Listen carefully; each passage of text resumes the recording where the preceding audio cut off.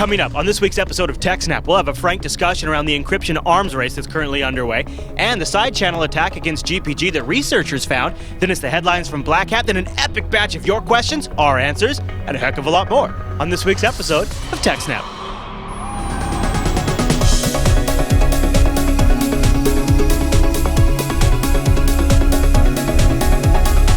Everyone, and welcome to TechSNAP. This is episode 122 of Jupiter Broadcasting's weekly systems network and administration podcast. We stream this episode live on August 1st, 2013. This episode's brought to you by GoDaddy.com. I'll tell you more about GoDaddy as the show goes on. And it's brought to you by UnitySync. Check out Derwiz.com for the amazing UnitySync. I'll tell you more about UnitySync as the show goes on. And of course, the live stream is powered by ScaleEngine over at ScaleEngine.com. My name is Chris, and joining me every single week is our host, the admin, the tech, and the teacher, Mr. Alan Jude. Hey there, Alan. Hey, Chris, everybody. Thanks for watching. Hey, Alan, I feel like I haven't seen you for a week. Only it's been about 30 seconds. Yeah. It's funny.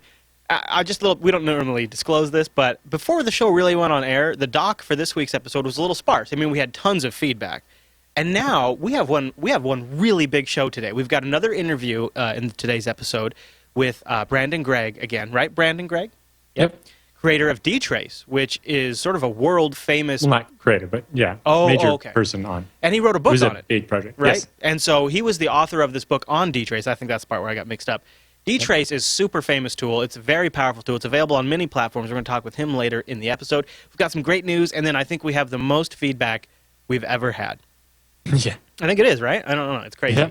So without further ado, we should probably get into our first story. Oh, actually, I wanted to ask you before we do, and then we'll get into our first story. Right now, where are you, like, next week at the time this episode would normally be live? Like, are you in the air? Are you in Vegas? Nope. Like, I'll be at the on the convention floor at Star Trek Las Vegas. are you going to be tweeting? I suppose Maybe? I could. I just want, if you get a good picture, like if you're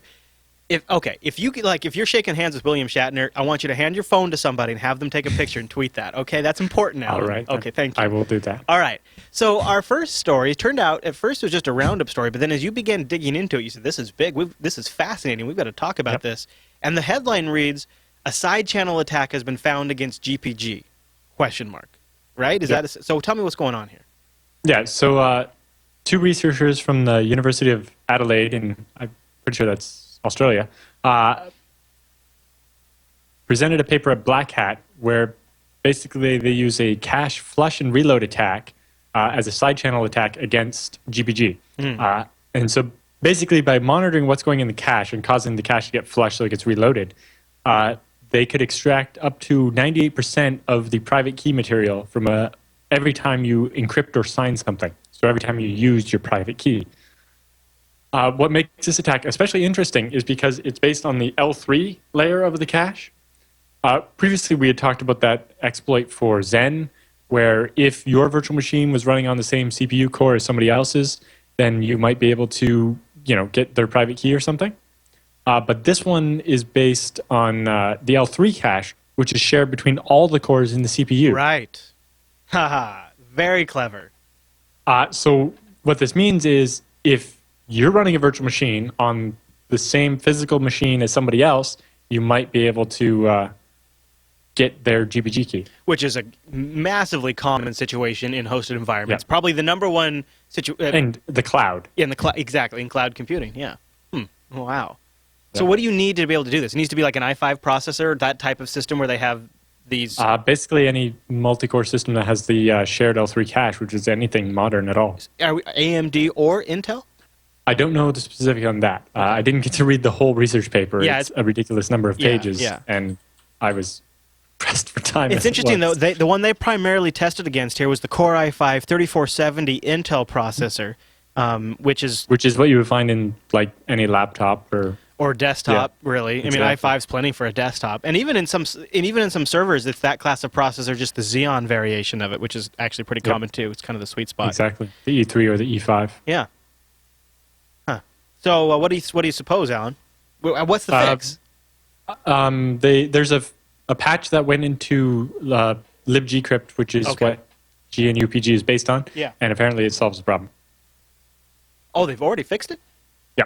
Oh, well, that's not so bad. Well, good on them. And our show notes have a link to that, or, well, the longer tweet site they use to tweet about it has a link that goes to the mailing list post from GBG that talks about the fix. So this is one of those where they disclosed, they got it fixed, and then they came out with everything. Yeah, and then they presented it at Black Hat. Yeah. Oh, okay. I see. Yeah, we got a couple of stories in today's episode from Black Hat.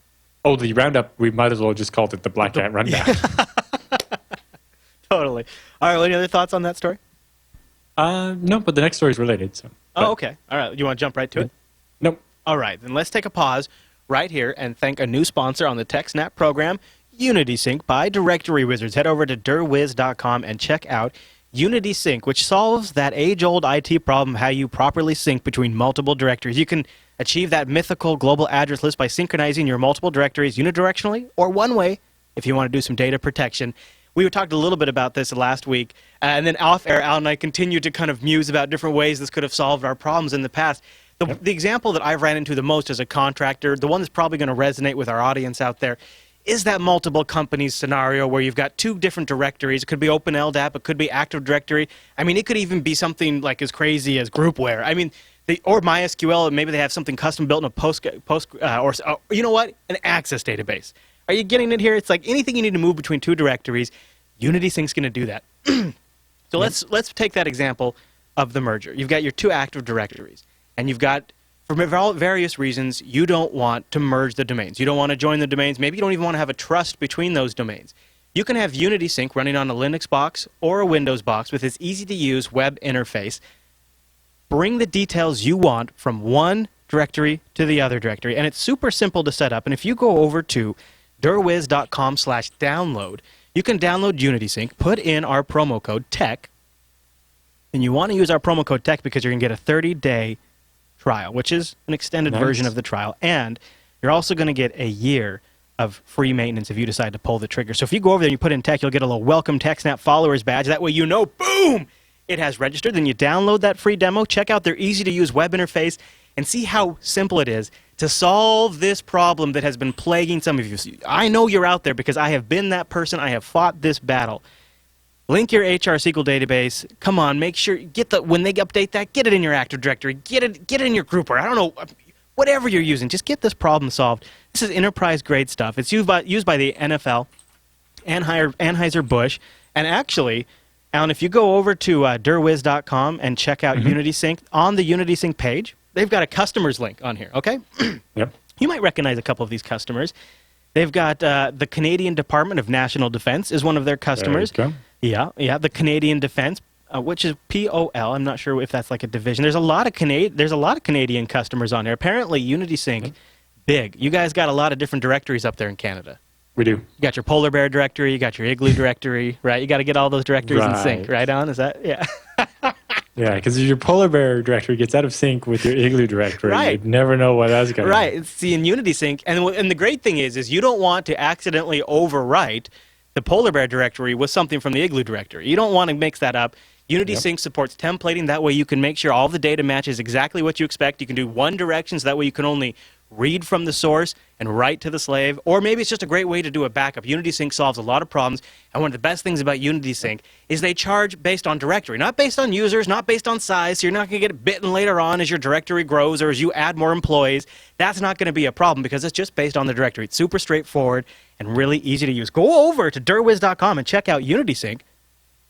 And if nothing else, browse that list. Look at this list. Look at this list of customers. You know, a place I worked in the past got stung by the fact that they had a 1,000 user limit on their directory syncing tool. And so they were syncing from Active Directory to their Unix directory, and then they hit 1,000 users, and boom, it's all broken. What I love about UnitySync, too, is, we're talking a lot about LDAP, but you could easily do SQL or even text files. And I have, especially with tools that work with Microsoft SQL, you run into this limitation where they're actually look at the size of the database, and when the actual database goes beyond a different size, you fall into a different license category. What kind of sense does that make? Because, the database is always growing constantly. That's the point of a database. Arbitrary pricing. Right, exactly. It's so frustrating. UnitySync solves all of that, and the beauty part, as a Linux admin myself, there's a great version out there for Linux. You install on your Linux box. You can sync Windows machines. You can sync from Windows to Linux across all of them. There's also a fantastic Windows version available. UnitySync from Directory Wizards. Go to derwiz.com and use the code TECH when you check out. And thanks to Directory Wizards for sponsoring this week's episode of TechSNAP. And they're in the chat room. Also, if you're not here live during the show, you can tweet at DurWiz with your questions, and they'll be happy to answer them. So thanks, Directory Wizards. Yes. Okay, Alan, so where does this now take us on our long journey in this episode? I believe we have another news story. Interesting article from ACM. Paul Hennenkamp, who is a major contributor to FreeBSD and a bunch of other cool things like Varnish, wrote an article about how encryption is not the answer to our spying problems. Oh, really? Wait a minute. You mean like us being spied upon? Yes. Okay. Right, because, ever since the NSA story broke, everybody's been going crazy about encrypting their hard drives and encrypting all their data and everything. And so he goes over some of the inconvenient facts about privacy. The first inconvenient fact is that politics trumps cryptography. Right? It's the, rubber hose cryptanalysis idea, right? Is you can encrypt your hard drive so that, it'll cost people, the NSA, $1 million to crack it, but it only takes a $5 wrench for them to keep wrapping your kneecap until you tell them the password. Ouch. Yeah, that's true. And so basically his statement was that nation states have police forces with guns. Right. Cryptographers and the Internet Engineering Task Force do not. Right. That's true. A little outgunned So, there. we can design all these cool systems to keep things secure, but those don't really work in the face of nation states with guns.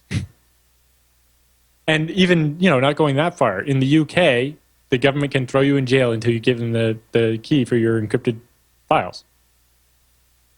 This is a problem, isn't it? So, yeah. So, again, cryptography is not really going to solve the problem. It's going to have to be politics. Well, and you have systems like TrueCrypt where you can have like a fake volume that you decrypt that makes it look like that. But the problem if everybody did that, they would know to look for that. Exactly. And it's only going to take so long until they figured that trick out. That's essentially security through obscurity. Exactly. The second inconvenient fact about privacy is that not everyone has the right to privacy. In addition to other things, prisoners in the U.S. are only allowed private communications with their designated lawyer, not with just everybody. All their other mail can be inspected. Right? And, they give other cases in other countries where you don't necessarily have a law that says you're allowed to have privacy. Right, yeah. Yeah, I mean, there's certain rights that we have here in the U.S., well, we used to have, that are, unique to the Constitution, which is unique to us. Yeah, and the third inconvenient fact about privacy is that encryption will be broken if it needs to be. Right. For example, he talks a bit about Skype. Right? Skype was originally software from the guys that started Kazaa, and it did its thing, and then eBay bought it without the source code and ran it for a while, which didn't seem to make very much sense. And then they sold it back to the people that founded Skype, and then Microsoft bought it from those people for a lot of money. Yeah, right. And Microsoft refactored it so that everything went through a central node, so it enabled wiretapping. Mm-hmm. And there's some speculation that the NSA paid Microsoft to buy it and make it wiretappable. Oh, wow. And he doesn't say whether or not he believes that, but it mostly... It is interesting that before Microsoft... Microsoft wants to break encryption, they will find a way. Before Microsoft bought Skype, they filed for a patent. You remember this patent, right? That involved wiretapping peer-to-peer VoIP services, and they even, by name, referred to Skype in the patent. Yeah. And that was before they made the purchase. But they had patent the ability to centralize a peer-to-peer network and then wiretap it. So maybe they were compelled. It seems like Microsoft having a way to monetize that. Maybe they charge the government a lot of money to wiretap your call. But, we don't know what's actually happening there. But the point is that encryption will be broken if it needs to be. Whether that involves, building giant clusters that just crack stuff or cracking your kneecaps. Kind of bumming me out. So but the problem is it doesn't seem like... Here's the thing, Alan. Here's the reality of it. I can implement encryption today. I can't change politics today. Right. So So, his final point was that politics, not encryption, is the answer. But, quote, there will also be a role for encryption for human rights activists, diplomats, spies, and other professionals. But Mr. and Mrs. Smith's solution can only come from politics with respect to basic human right to privacy. And encryption's arms race won't work for them. And you could fall into the professional use case and you can do the encryption. But I really don't see the average person really going through all the pain that they have to encrypt everything. Right. And even if they did, is just an arms race, and eventually the government's going to catch up. You're right about that. And so we have to cut the government off politically instead. An example that he gives of a possible case of something where the government could be sneaky, if the government were to approach a cloud service provider of some kind, and instead of, doing some kind of government agency in the middle attack, which is a new acronym I've fallen in love with. What is it? It's like a man in the middle attack, except for agency, right? So it's an agency in the middle attack. Yeah. So it was a government agency, government agency in the middle. I don't know. Well, it's just AITI. Oh. Agency in the middle. Yeah, agency. I like that. Because it doesn't have to necessarily be government. Anyway. Yeah. So his postulation here was that they could go up to a cloud service provider and say, for all HTTPS connections that are leaving the country, instead of using a truly random symmetric key, use one off this dictionary we just provided you of 1 million random-looking keys, but that are not actually random. Right? So they just pick out this dictionary, say 100 million keys, give it to you, and you say, if you're encrypting the data for someone that doesn't live in the USA, use one of the keys off this list and maybe hide which key you did in a cookie header. And now they can just do a dictionary attack against the encrypted data instead of having to actually brute force it. And this is the part where you say something that picks me up and gives me hope. Well, the tricky thing about doing it that way, which I'm guessing the government hadn't thought of, and good job, HK, is that you wouldn't be able to tell that you weren't using full strength SSL, right? Yeah. Unless you. As an example of this, Debian made a mistake in a patch they did for OpenSSL, where they reduced the possible number of keys for OpenSSL down to 32,000. Yeah, I remember this. Yeah, and it went unnoticed for quite a long time. Yeah, and so essentially, there's a pool of 32,000 keys to pull from, and that's it. And it took people a long time to notice that. Yeah, exactly. Even at 32,000, it would still take a while to realize because you'd have to start seeing all these matches. Yeah. I mean, so unless you made 32,000 connections to notice that, hey, I didn't get this, a new key the 32,000th time, then, Wow. If they did a dictionary of 100 million, then you would have, no hope of discovering it. And I am going to just, I don't know. And here's the uplifting part. Hey, everybody use Bitmessage and Tor. It'll be cracked soon, but in the meantime, I don't know. Yep. You're right. It is an arms race, and I read, just recently after the KeyScore stuff came out about the teams of cryptologists that the NSA employs. Like one division that they deployed to Afghanistan, it was 7,000 cryptologists in that one division from the NSA. 7,000 people whose job it was to break cryptology, and you got to wonder what kind of cryptology they're breaking. They're going to break the cryptology that terrorists are using in Afghanistan. Well, they're probably just using what's commonly available on the internet because it turns out that's what's available all over the world. So the question you have to ask yourself is, what kind of encryption are these team of 7,000 cryptologists breaking, and how are they breaking it? And is it the average stuff that TrueCrypt, GPG, is all these things that we all use? Possibly. And so it might already be cracked for all we know. They wouldn't tell us if it was, right? Right. You just hope from a technical standpoint it's almost too difficult that it's just not worth it for them. Yep. And yeah. All right, Alan, any other thoughts on that story? Nope. Jeez Louise, that's craziness, Alan. I see now why you wanted to pull that from the roundup. All right. Well, why don't we jump in? Well, that second one was, I completely missed it. It wasn't in anything. So I had to go and get it and write it real quick. Oh, yeah, you're right, yeah. I'm half awake, so what do I know? But you're right. All right, well, should we jump into our interview with Brendan Gregg on his DTrace, Dynamic Tracing in Oracle, Solaris, Mac OS X, and FreeBSD book? You ready for that? Sure. All right. So we'll cue this up again. This was from our Portland Chief Bureau. What was his name? Bureau Chief. Michael Dexter. Yeah, Michael Dexter from OSCon. We weren't there, but he grabbed this for us and sent it into the show. And it's a great opportunity to kind of hear the inside thoughts of somebody who's an expert on a really, really powerful tool. I'm talking to Brendan Gregg, a core DTrace developer. So, Brendan, I'm a sysadmin. I don't have time. I've heard fantastic things about DTrace or never heard of it from people. What is DTrace? So I used to be a sysadmin, and when DTrace was first launched, I was teaching a class of system administrators DTrace, and it also included service engineers, and one of them told me, you can F off if you think I'm going to read this giant guide about DTrace and then write my own programs in it.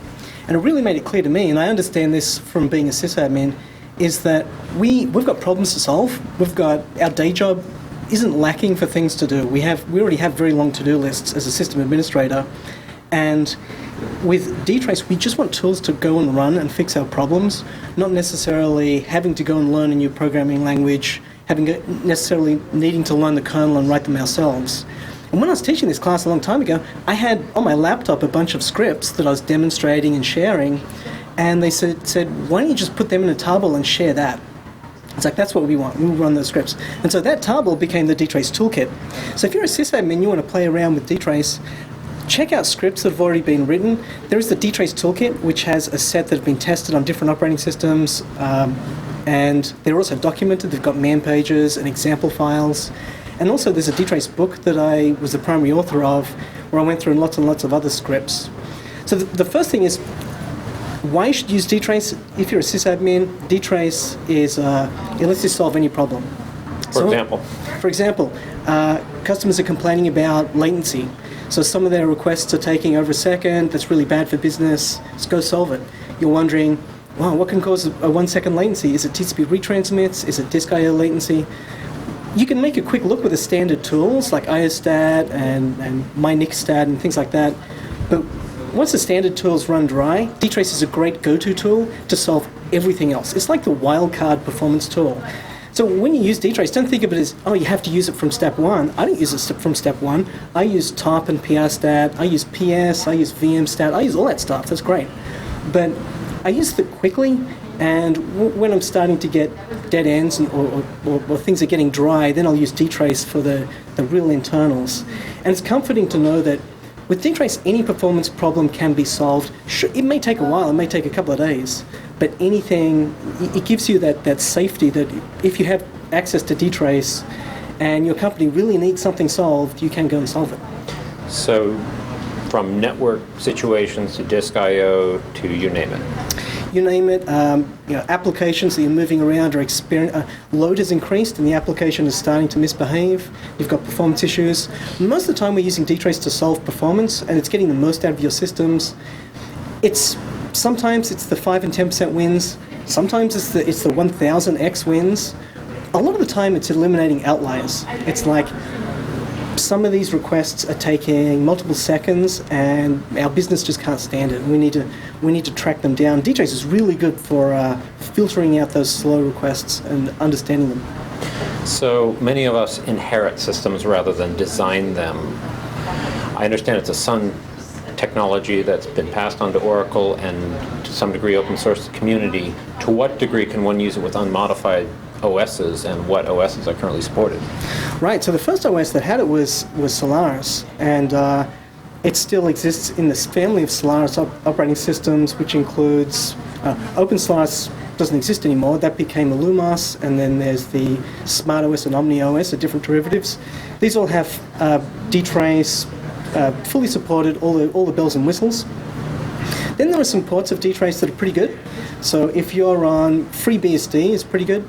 I did a lot of that with the DTrace book, and the FreeBSD community, they're very interested in high performance, and so it's a very good fit for those. And they use, and from what I've seen, they've been using DTrace a lot. Mac OS X, Apple did port DTrace to Mac OS X, and there's a lot of development for applications done on there. It's used by instruments, so it's on both of those. And again, if you're a system administrator and you're using these operating systems, in Oracle Solaris 11, soon in SmartOS, it already happened in Mac OS X, and also I believe it's starting to happen in FreeBSD. They've started to include my DTrace toolkit scripts by default with the operating system. So if you're a sysadmin, again, you don't need to write a program yourself. They look and smell just like the standard. I used to be a sysadmin. They look and smell just like a standard stat tool, like an IOStat. It's got a man page. It's got command line options. Really cool ones you can use from the DTrace toolkit include like exec snoop, so you can see which programs are executing. IOSnoop for tracing disk I/O. It's a bit like TCP dump, but for disk instead. OpenSnoop, I used to debug lots of issues. And I could go on and on. There's like over 200 scripts in the DTrace toolkit. I could go on and on and on. But there's about a dozen that you would use frequently. And it's that small subset of a dozen is what Apple, say, included in their operating system by default. And so -k DTrace, and on Mac OS X, on your MacBook, you'll see a bunch of DTrace scripts. And hopefully that will be the norm for all operating systems. There will just be a subset of 1 or 2 dozen very useful scripts that sit alongside VMstat and IOStat to solve all sorts of issues. I remember a comment at Illumos Day that may have been from you, that this is truly most useful if you have the source, which is a subtle commentary on Oracle tightening up. And I believe Apple's been slowly backing up on their promise to the community. When is source critical? How far can one get without it? Yeah, I haven't talked much about this, and I'm at OSCON, so I'm going to talk about this tomorrow. And with open source, it makes things much faster to detrace, because I can, especially those really important customer issues, and I really want to get into the application or the operating system, I know I can. I know I can read the source code and solve whatever crisis my management needs me to solve. Without the source code, it just makes it much more time-consuming. And the process might feel... People may confuse it for what a process called reverse engineering. I'm not reverse engineering the application. I'm not building my own version. All I'm doing is I'm looking into a binary black box to understand it. But mentioning that confusion is important, because maybe as part of this operating system or application, in their terms and conditions of use, they too may be confused about what it is you're doing. And so I'm a little nervous about operating systems that don't give out the source code. Now, I'm not reverse engineering it when I go into it with DTrace, but I'm always concerned that someone may see it the wrong way. And also, it's much more time consuming. When I first detraced the Sun's TCP IP stack, I didn't have the kernel. And so I actually wrote TCP Snoop, which is a very popular tool. I wrote that without access to the kernel source code. And it took 10 times as long as it would have taken with access. If I'm a company and it's my choice whether to open source something or not, you've got to remember this. If you don't open source it, it's making it much harder for your customers to debug your performance issues. Like for me, it makes it 10 times longer at least to get into this binary blob and figure out what it's doing. So you're just hurting yourself, because people can't tune your applications, but they can tune your competitors' applications. So I think it's really in the best interests for companies to share their source code, because people who are trying to use it and are wanting to get the best out of it, it gives them the tools they need. So some remarkable acrobatics are taking place to get ZFS into Linux, mostly for licensing reasons. Where are we at with DTrace on Linux? Yeah, it's kind of surprising. When Sun released the source code to DTrace in 2005, I personally thought it would be on Linux by the end of the year. And I had Sun salespeople who were quite angry at our CEO for that, because they wanted to compete with Linux, and they saw DTrace as being a great way to compete with Linux. And they were very angry that Jonathan open sourced it. Now, I was wrong. It's been many years, and the uptake in Linux has been slower because they've been confused or concerned about the license. Now, what's happened more recently is Oracle have put real engineers behind a port for Oracle Enterprise Linux or Oracle Linux. And also there's a guy in the UK, Paul Fox, who's been, in his spare time, he's been doing his own port of DTrace for Linux. And they have their ways of working around license concerns, and so they have loadable modules, so that it's not part of the Linux kernel tree. It's just something you add, just like adding any other package. I've used the DTrace on Linux, the Paul Fox port, to solve real customer issues. At the moment, I would probably describe it as something like 30 to 40% complete. So there's a bunch more work that needs to get done, but there's enough of it, and it's unstable right now, so I can't tell you to use it in production because you will panic. But there is enough that's there that you will be able to solve some issues. There's a bunch of issues I can't solve with it because it's missing the user space stuff. I can't get into applications.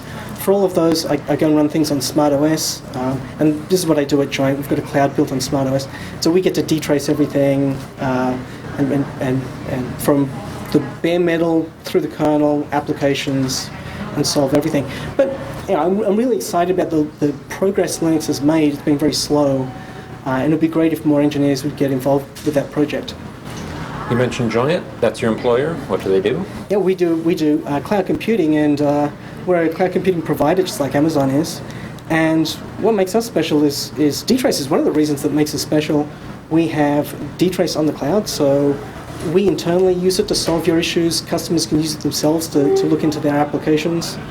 And we're also based on ZFS. And so it's the only file system that we trust. It has everything we need, all the enterprise features. And it's fantastic to run a cloud, both a ZFS and DTrace-based cloud.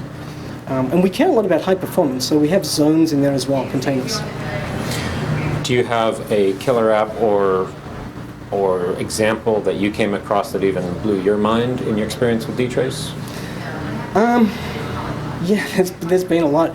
There was one killer example was we built a GUI that visualized disk I/O latency, and I was benchmarking write performance. I had this weird condition, and I used DTrace to basically exonerate the system pretty quickly, and so which is really useful. Sometimes you're using DTrace not to prove where the problem is, but prove where the problem isn't.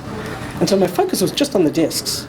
And this is in a server that had this false alarm go off for the FM200 gas system. And we're also next to a bus stop, so all these loud noises nearby. And I thought, maybe sound vibration is causing my issue. And so I shouted at the disks. And it caused a spike in latency. I was measuring that using DTrace and had latency heat maps. And I was in the office with Brian Cantrell. He grabbed a camera and we put it on YouTube in 30 minutes. It's now had 800,000 views. So if something is a killer demo of DTrace, it was just having the detailed resolution in real time that helped me solve a particular issue. Where should one start?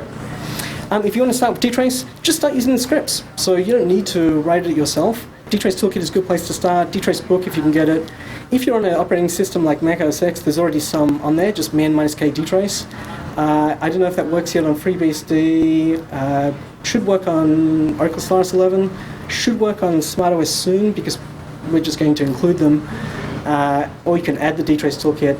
Also look at one-liners. So as a sysadmin, the one thing I was a big fan of was the handy one-liners for sed.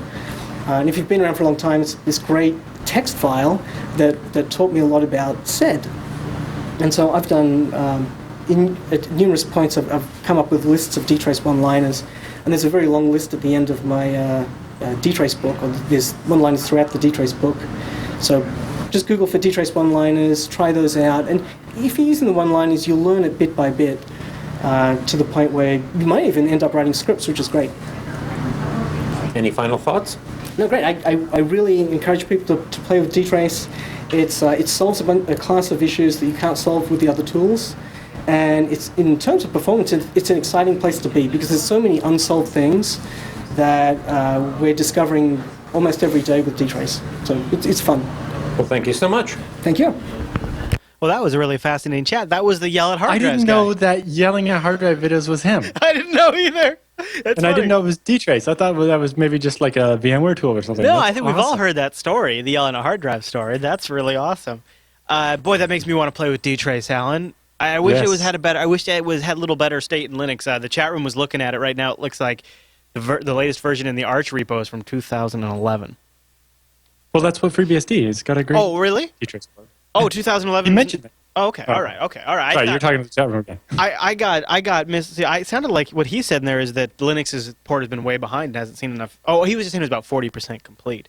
But Yeah, it's only about 40%. That's really fascinating stuff, and we've got we'll have a link FreeBSD to. one is much further along. I'm sure we'll put a link to his book in the. Do you have a link to his book in the show notes? We should do that. Both different books linked with the affiliate code, and I also added a link to the YouTube video for anyone who hasn't seen that you shouldn't yell at your hard drives. Right, and that's just one of the things we have coming out of our Portland bureau. So thanks to our chief correspondent down there. Thanks, All right, why don't we take a quick little moment right here to thank this week's sponsor. We got something new to talk about. I'm really excited, from GoDaddy.com. If you use the link in our show notes, you get to take advantage of something new that GoDaddy has just rolled out, their Express Pathways. With just in a couple of clicks, you'll have bought your .com and you're on your way. And when you use our code TECH249, which automatically gets applied when you use that link in our show notes as well, you'll get the .com for $2.49. Think about what you can do with the $2.49. I am so blown away by this. .coms are literally houses on the internet. These are real estate on the internet, people, and you're getting it for $2.49. I am an old man, and let me tell you, they did not used to be this cheap. It did not used to be this cheap. Used to cost $70. Oh, 70? 70? $70. The first domain I bought for a company was $1,500, and that I remember. Well, you that must was have bought it back from someone. Yeah, back in the 90s. Like it was already existing name that you... In the 90s at that. Can you believe that? It was for a school. So anyways, GoDaddy.com has also a 32% off code if you'd like to take 32% off anything you're buying over at GoDaddy. Just use if you're buying anything other than a .com, right, like an SSL server or .net or maybe you want to put hosting. something... Maybe you want to throw up a WordPress server in about 30 seconds. It's unbelievable. If you thought about playing with WordPress and you want to experiment with things, go get yourself a GoDaddy shared host and watch how easy it is to deploy WordPress or Drupal or anything like that to one of their shared hosts. It's like click, click, done. It's awesome. And you use the code GO32 off 3. You'll save 32% off that order. Be sure to use that link, though, if you're getting a .com on our show notes. That way you get that new fancy Express Pathway where it's just click, click, done. Thank you to GoDaddy for making that purchasing experience even better. And thanks to you guys for using those codes TECH249 and GO32 off 3 when you're shopping over at GoDaddy.com. Thanks, GoDaddy. All right, Alan, do we have another news story, or are we all wrapped up in the news? Nope, that's about it for the news. Good gracious. Well, that's good, because the feedback is huge, huge. And, also it's time for a pee break, right? Kind of become customary. All right, Alan. Well, thanks you guys for supporting their sponsors. We appreciate that. And I also want to remind you, we have the affiliate links at the bottom of the Jupiter Broadcasting website. If you click those before you shop, those also help us with our costs. But with that all done, it's time for the TechSNAP feedback.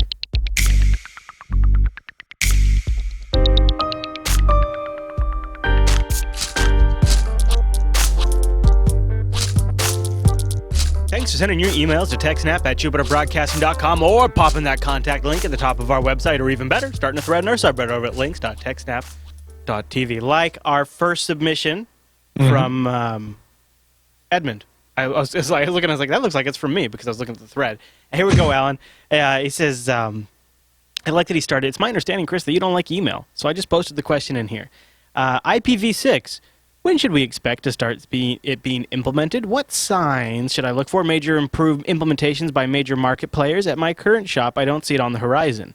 I guess I'm just curious about both of your perspectives on the concerning IPv6. Thanks for all the work you guys put into the show. I use the Amazon affiliate extension, and I've been an investor in Unfilter since the start of the campaign. Well, thank you, sir. So what do you think, Alan? What are your thoughts on IPv6? When are we going to see it? It's good, and we're basically, once continuing to use IPv4 becomes painful, then we'll eventually get to V6. Yeah. Right now, there's no giant push to it because it's not that required. And you do see it in use in some areas. It's and it's really kind of a hobbyist thing at the moment. But it works, and V4 addresses are running out. But I think, I wish that all the places that were looking at carrier grade NAT would look at V6 instead. Yeah. But really, to have V6 and V4 coexist, you almost need carrier-grade NAT to translate the V6 into V4. Oh, that's interesting. On the way out, right? That's interesting. Until the point where you have it in reverse, where all of the V4 is using some kind of NAT to get into V6. Right. But right now, with V6 being the smaller portion, it's going to have to deal with being translated instead of the other way around. Good thoughts. But, there's not that many providers that provide V6 to your house yet. Hell, I can't even get V6 in most of my data centers yet. Yeah. And that's right there is the issue. Okay. Of the 30 different data centers we're in, I think I can get V6 at 4 of them. The reason why I struggle to have anything to say on IPv6 is because I feel like I've been talking about it for about 15 years. Yes.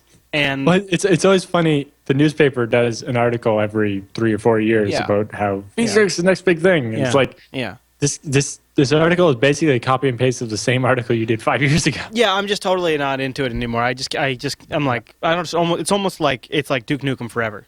Seriously, it just never ships. All right, ready for the next email? Well, because like when I took over the hosting or the accelerating for the FreeNAS homepage, they're like, "Oh, we got people that want V6." I'm like, "Yeah, we don't really have anywhere where we can point the V6 at." All right, because if you have a problem getting to the data center, lots of our providers say, "Oh, we'll get it soon, and we'll let you know." Yeah, they've been saying that for about forever. Yeah, yeah, exactly. But we're looking at getting a lease line from Hurricane Electric to have a little bit of V6 anyway. Oh, look at you sneaking in a little IPv6 out, sneaking it in the back door. Nice. Well, if you're going to get it from someone, Hurricane Electric is kind of famous for V6. So. Yeah, sneaky IPv6. I got you. All right, email comes in from Mark, and he's got I don't know. It's so big, I think the NSA couldn't even store this email. It's so long. Mark, so I'm going to try to summarize it on the fly.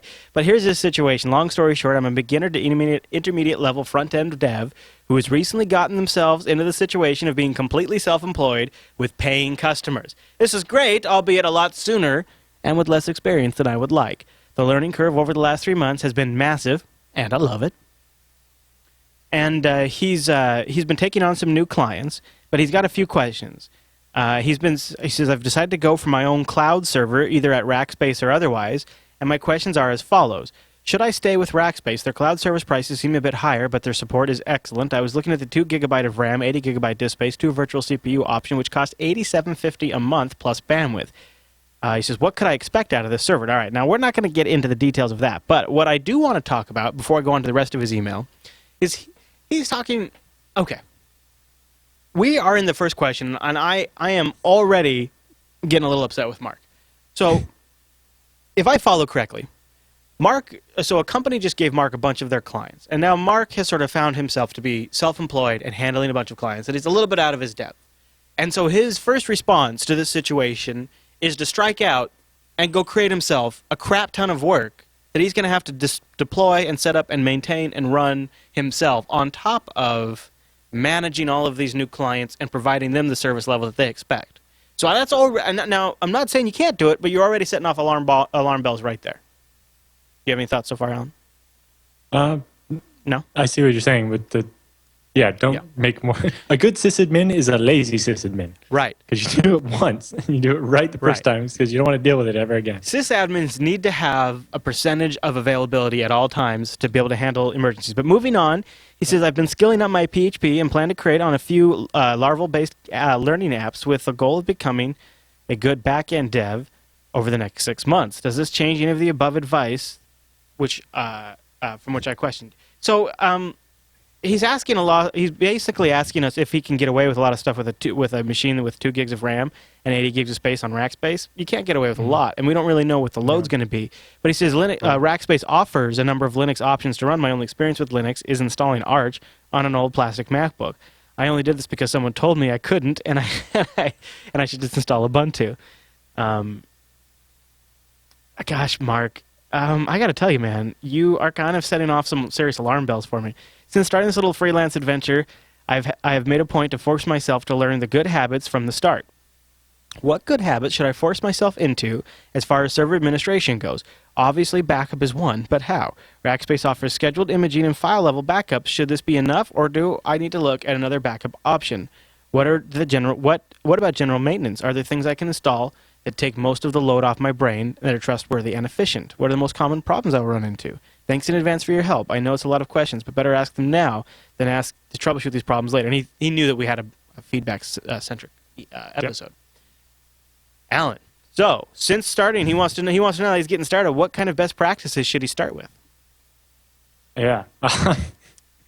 Yes, backups of everything are important. A copy is not a backup, so you need to have backups from different dates so that you can, if you don't notice something's broken for a couple days, you have to be able to go back far enough to get the stuff. So you want to be able to cherry pick what date you want to go back to. The Rackspace stuff is pretty good. They're doing file level backup with multiple versions, right? So that's kind of what you're after. I'm kind of tempted to say you kind of need to decide if you want to be a sysadmin or a developer, right? If you're Yeah. focus is going to be writing PHP apps, then Yeah, and that's what. Look at the chat although room too. The there's chat this room is whole like, industry now of this DevOps, where it's you write the app and No. deal with deploying it, but those aren't real sysadmins. Right. Those that being able to write the chunk of Apache config is not the same as being a sysadmin. right. Um, Chat room, you and I are all saying he's doing too much at once. He's got too much of a mix. And also, I'm not comfortable with this dependence on rack space. First of all, if you have any level of success, the pricing, and I have spent hundreds and hundreds of dollars by putting one episode on rack space for a couple of days. Yeah. It can bite you in the butt. You really got to be careful there. Second of all, you're talking about using rack space backups. Well, the number one problem you might have with a hosted cloud service like this is it is potentially possible you could lose access to your account. And then if your backup is controlled by that same account, you don't have access to your backups. Exactly. Yeah, and also if you run out of money or something and don't pay your rack space bill, they're not going to give you your backups. Yeah, I'm a little worried, Mark. I am a little worried. I mean, you asked about what best practices you could start with, but I think you've kind of jumped the gun. I think you're violating some of those best practices from the get-go by sort of... I mean, I'm not a person that says you can only focus on one thing and only learn that one thing. That's not how I work either. And I understand you've got multiple needs you're trying to solve, but I would... I would focus on what the new clients that you've just been given that you're now earning a living off of. I would focus specifically on what their requirements are, and then I would build the best services around those requirements and keep it very focused, because you have time and you have the need to hyper focus for a little while on a certain area.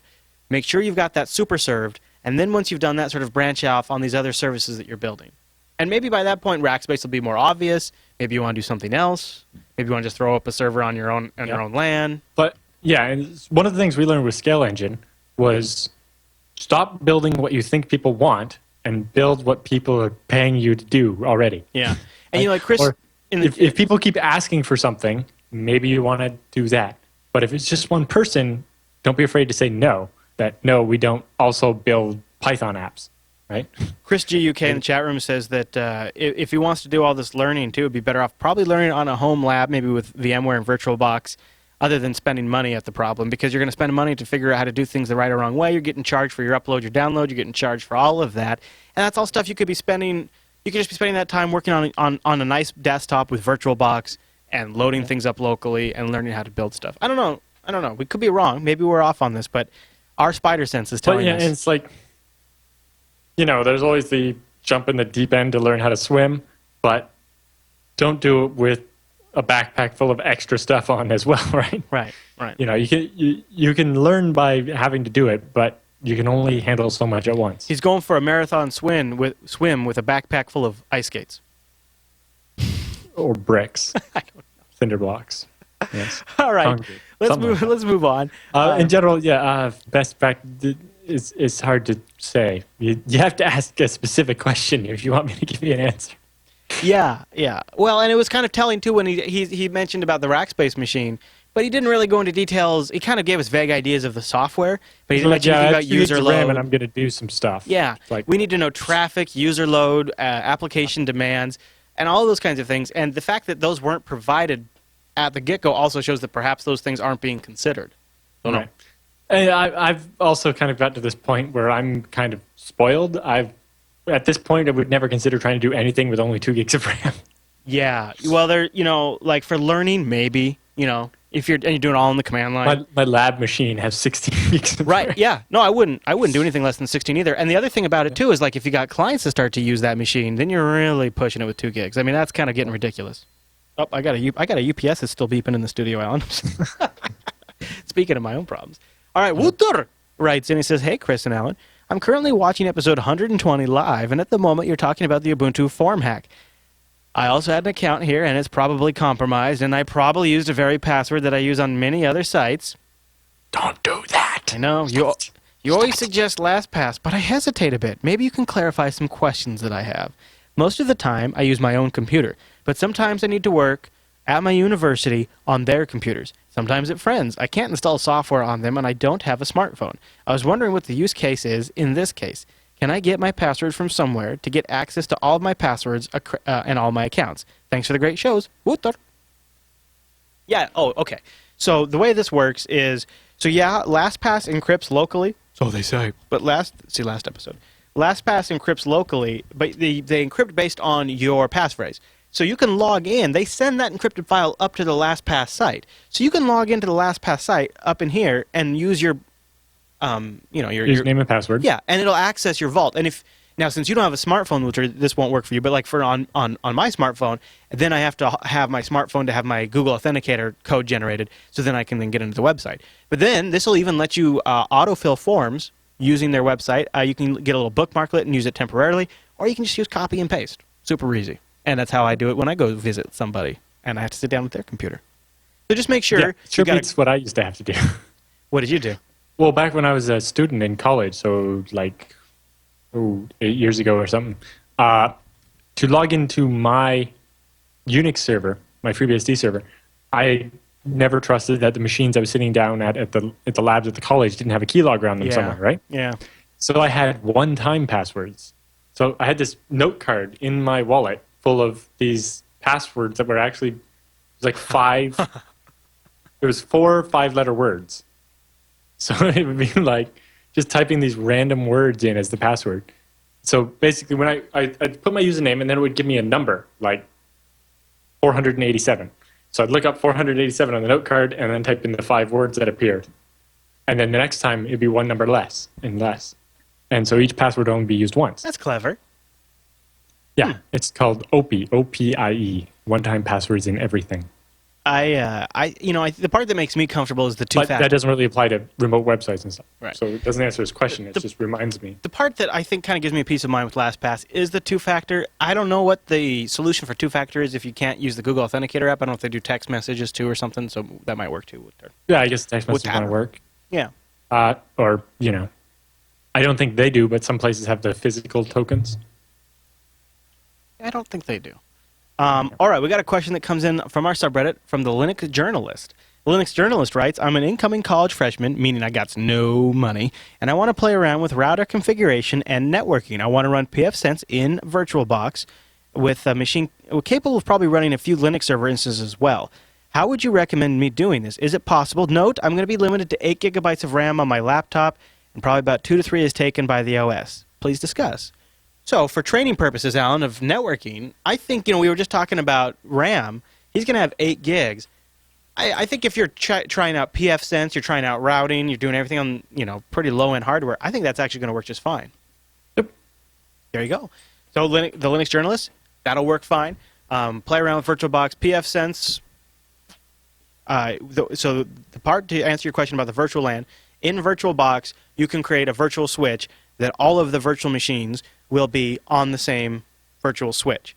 And then... Yeah, well, I actually ran my whole physical network off a pfSense that was running in VMware. Yeah, I know, yeah. So I had my file server, which was this giant, like 2-foot-tall, white steel case I've had for a decade. And it had 2 network cards. So the one came in from the modem, and then the other went out to my LAN switch. And this machine actually, at the time, ran Windows because it was my media center as well. And it was easier to play videos and stuff off Windows then. So it had a file share and shared the hard drives via Windows or whatever. Yeah. But I wanted a real router. So I put VMware Server on it, which was the one that was free at the time. Oh, yeah, yeah. And so you'd start up VMware, and then I bridged the network. I put 2 virtual network cards in the pfSense machine. Right. One was bridged to the network that went to the modem, which in Windows was configured with a private IP address and literally not used for anything. And then I bridged the LAN adapter into the pfSense, and it gave it an IP on the subnet. And it worked, Windows machine and every other machine in my house went to the network through a pfSense and a VirtualBox. It's so easy. Really, all you have to do, Linux Journalist, is just make sure your pfSense box has 2 NICs, one into the virtual network and one into the physical network, and then it will route. Yep. The physical network will be the WAN port on the pfSense rig, and the NIC that's plugged into the virtual network will be the LAN port, and Bob's your uncle. Well, we even did complete virtual network setups like this in the labs at the college when I was teaching. So you'd be at a Windows machine and run VirtualBox or VMware Server, right? And so that machine's on the college LAN and goes out to the internet eventually. But what you would do is you would build the first virtual machine image would be the router, and it would have two network cards, one bridge to the physical and one to the virtual network card. Then you would make a client or two that had only one NIC and they were connected to the virtual switch. And then those two clients would go through the router you had just built, and you would have to, do stuff. And then you could actually make it so that do some static routing to learn the difference between static routing and like RIP and stuff. Yeah. To actually make the clients behind your virtual router go over the physical network and talk to the machine of the person beside you in class. That sounds like I would have enjoyed your class. I think I would have had a really good time in your class if, timing and countries and all that were different. Yeah, but yes, you can build an entire virtual network inside a VirtualBox. Oh, yeah. And it's a great way to test stuff. It is. It is a really great way to bang around and not even affect the network. Okay, next email comes in from Kyle. He says, Aloha, Chris and Alan. I've got two questions for you guys. You ready, Alan? It's a ZFS question. I have a ZFS setup similar to the device that Chris is building to replace his failed ZFS array. I have a SANS Digital 5-bay external eSATA enclosure with 5 2-terabyte drives in RAID Z2 under a ZOL. What's remind me what a ZOL is again? I forget. ZFS on Linux. Oh, okay. That's probably because I've never even tried it. Except for actually... I'm confused by his remark that he says he doesn't have enough money to buy a FreeNAS box. You can run FreeNAS on any hardware you can run Linux on. I've tried it on a Gentoo derivative called Sabian, and it was super easy to get running on Linux on there. But yeah, he does say he doesn't have enough money to buy a FreeNAS box. Maybe he doesn't I think want to... he's just confused with the fact that you can just download FreeNAS and run it on any machine. Or he didn't want to reload his Linux box. You can buy a FreeNAS Mini like Chris did, and it's just nice hardware. But Maybe he didn't want to reload his Linux box. The enclosures come with 6 gigabit high point Rocket RAID, 622 PCIe eSATA adapter, which is a piece of junk. Oh, no, I just got one of those. Well, I wonder if it works fine under FreeBSD. Yeah, he does mention the Linux driver is a little crappy. He says, so what's the question, though? I don't see the question. I was thinking of... So he switched to a different PCIe or PCI eSATA card. Right. But that card only does 3 gigabits a second. And he's wondering how much of a performance penalty that's actually going to be. Right. Does he really need a 6 gigabit not card? That much in general. Well, remember, he's got 5 also, drives. there's something interesting about the gigabit per second and why it seems weird. So we see these adapters that are either 3G or 6 gigabit per second. Right. But then they do 600 megabytes or 300 megabytes per second. Yeah. And I'm like, well, 6,000 divided by 8 doesn't equal 600. Yeah, right, yep. But it turns out they do 6 gigabits electrically, right? And so there's actually encoding so that distortion doesn't cause the packets to end up corrupted. So they're actually sending 10 bits wide. So they encode the 8 bits into 10 bits, so there's some redundancy as it goes across the cable. And that's why you end up with 600 megabytes a second out of a 6 gigabit channel. But anyway, so even at 300 gigabytes per second, your 5 hard drives are going to be they'll be able to saturate it, but it won't be that big of a difference. It'll be when you're doing big file transfers and stuff. Yeah. So yeah, the 6 gigabit would be better, but 3 is probably fine. Scrubbing a 6 terabyte array taking 2 days, that's normal. You're reading 6 terabytes of data. What do you want? Yeah, I just picked up a PCI RAID controller, and I got a 3 gigabit one. At the end of the day, I probably will run into the speed limitations of it, but for the price and the support of what it offers, I decided to try it. And if I feel like I have a performance penalty, I'll probably swap it out at some point, and then I'll let you guys know. All right. I see where he's going with that. And then maybe, Kyle... try out just straight up FreeNAS. See how that works for you. Although if it's working for you under Linux, have at it. And also, if you're looking for speed, ZFS RAID Z2 is not the best for speed, but and also, technically, you don't have to scrub your array all that often. Right? Why would I scrub my array? Basically, all that does is read every block and make sure the checksum's right. So you do it periodically so that you can detect that silent corruption, right? That ZFS is meant to do, but it doesn't actually, fix anything. It's not a FSCK or anything. If you read the file that's corrupted, it'll trigger the same thing that doing the scrub does. The scrub just makes sure that files that never get read every once in a while to make sure they haven't silently rotted. Oh. So, once every 3 months or something is more than enough. I was wondering about that because I've never ran it, but Well, your FreeNAS runs it on a schedule in the background automatically. yeah. Okay. All right. Team Sleep writes in, and he's got an age-old question: to be or not to be certified. Dear Chris and Alan, thanks for the amazing show. I try to watch it live every week. When I first discovered Jupiter Broadcasting and started to watch your shows, I was just a Linux enthusiast. But recently, I started my first gig as a tech support sysadmin, and I really enjoy doing what I am passionate about as my daytime job. So I find your show very helpful in regards to learning about technology and setting up my home lab. However, I think you rarely recommend any certifications from an educational perspective.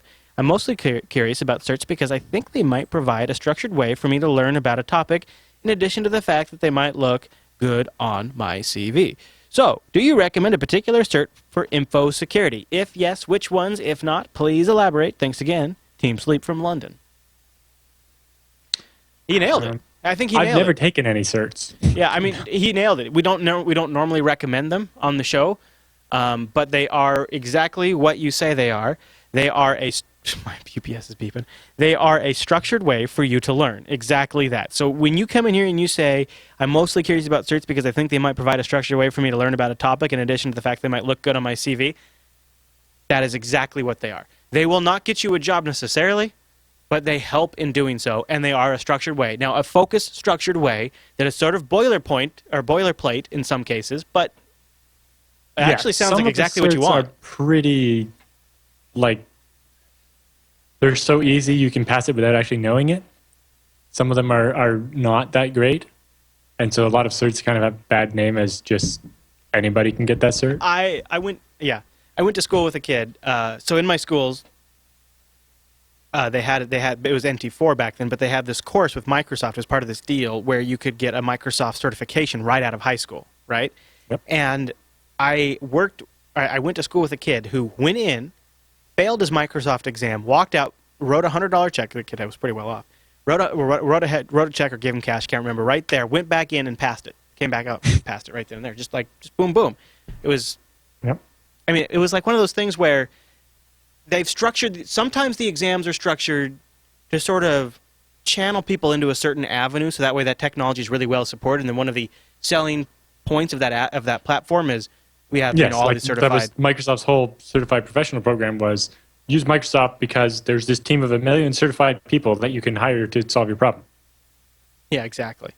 Yeah. Which then they ended up just watering down the talent pool and sort of devaluing it. But I think Team Sleep. I think that actually in this case you're a great fit for that kind of thing. And and I don't have any particular recommendations. Basically, beware of certs that cost a lot of money because sometimes they're just a cash grab. They will certify anybody who's willing to pay the $1,000 fee or whatever. And then some certifications have to be renewed. Like I've been certified several times on things that have expired. Yep. The BSD associate certificate I have is only good for 5 years. Oh yeah. I was a Citrix certified engineer for a long, long time, and then it just expired. And same with some other Microsoft crap. All right, Tim writes in. And I guess as far as recommendations for certs, I don't really have any, but if the audience has any, the BSDA cert is nice. For info security, though? Well, it's very baseline. It's just knowing the basics of the system. It wouldn't really cover info security. There was one that a bunch of my students were interested in getting when I was teaching from ISC2 or something like that. I don't know. I get spam from them constantly still because I looked into it once. I did the Linux Plus. At my work paid for it, so all right, and it was interesting from just like forcing myself to retouch on the basics. So that was kind of a good experience in a sense. Like I thought it'd be a waste of time, but it actually, that structure that Kyle was talking about, that having to follow that structure kind of made me go revisit things and do things in a slightly different way than I had learned. Yep. All right, Tim writes in, hey, Chris and Alan, I have a question for you. We currently testing Zabbix at work for monitoring servers and workstations. Have you played with Zabbix at all, Alan? I tried it a little bit. I didn't like the way, for all the graphing and stuff it did, it used a MySQL database, which grew ridiculously fast. And with Nagios, it was using an RRD, which is a round-robin database where as your data gets older, you lower the resolution by averaging a bunch of values together. So currently for our graph of CPU time on a server, we take a measurement every minute, But once that's a week old, we keep an average of the 10 minutes. And then once it's a month old, we keep only an average of the hour or something like that. Mm-hmm. And so the database, as the data gets older, it gets less accurate, but doesn't take up all your space. So he says... So I looked at Zabbix a little bit, but basically I'd already learned enough Nagios that it was easier to just keep using Nagios. Yeah, Mr. Mango says we also use it and it grows fast in terms of data. Okay, so here's what he says. Our network consists of 52 remote offices and 1 data center. All the offices have a pfSense box installed and a VPN to the data center. FreeBSD has the Zabbix Proxy 2 port, which we would like to port to pfSense. Is it possible to take a FreeBSD port and make it a pfSense package? If so, could you offer any pointer or references? Keep up the great work. I'm a longtime Jupiter Broadcasting listener and enjoy all of your great content. So he wants to take a port and make it a package.